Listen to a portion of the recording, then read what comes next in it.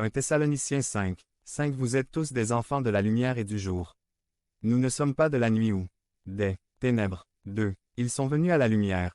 Une lumière du ciel tomba sur eux et c'était une lumière glorieuse.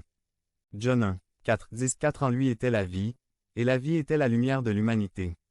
5 Cette lumière brille dans les ténèbres, et les ténèbres n'ont pas pu l'éteindre. 6 Un homme nommé Jean est venu. Dieu l'a envoyé comme témoin pour rendre témoignage à la lumière, afin que par lui tous croient. 8 Jean n'était pas la lumière, mais il est venu pour rendre témoignage à la lumière. 9 Cette vraie lumière, qui éclaire tout être humain, est venue dans ce monde. 10 Celui qui était la lumière était déjà dans le monde, et le monde a été créé par lui, mais le monde ne l'a pas reconnu. Mais si nous allons vers celui qui proclame être la lumière Jésus, alors cette même lumière nous parviendra également. 3. Ils étaient remplis de peur. C'est la lumière du ciel produit toujours de la peur chez les non-convertis. Dès la peur dans le cœur est la preuve que la lumière du ciel est arrivée. La peur de la lumière du ciel vient de la culpabilité du péché. Hébreux 2. 14 16 14 C'est pourquoi, puisqu'ils sont chair et sang, il a aussi partagé cette nature humaine afin d'anéantir, par la mort, celui qui a la domination de la mort, c'est-à-dire le diable. 15 Et de libérer tous ceux qui ont été soumis à l'esclavage toute leur vie par peur de la mort.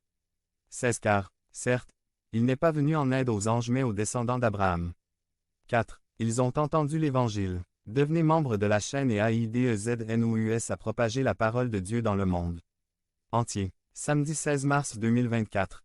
Si vous croyez en la puissance de Dieu, commentaire 11. 11. Mais l'ange leur dit, n'ayez pas peur, car je vous annonce une nouvelle d'une grande joie. Le premier évangile a été prêché par des anges du ciel. Je vous donne des nouvelles. 1. Sauveur vous est né aujourd'hui. Il n'y a pas de sauveur pour les anges déchus mais il y a un salut pour nous.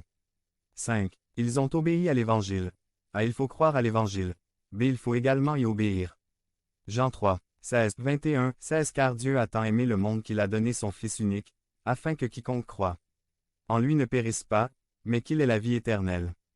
17 Dieu n'a pas envoyé son Fils dans le monde pour condamner le monde, mais pour le sauver grâce à lui. 18 Celui qui croit en lui n'est pas condamné, mais celui qui ne croit pas est déjà condamné parce qu'il n'a pas cru au nom du Fils unique de Dieu. 19 C'est là la cause de la condamnation. La lumière est venue dans le monde, mais les hommes ont préféré les ténèbres à la lumière, parce que leur action était mauvaise. 20 Car quiconque fait le mal est la lumière et ne s'en approche pas par crainte, pour que leurs œuvres soient révélées. 21 Mais celui qui pratique la vérité s'approche de la lumière, afin qu'on voit clairement qu'il a fait ses œuvres en obéissance à Dieu. 6. Ils trouvèrent le Sauveur.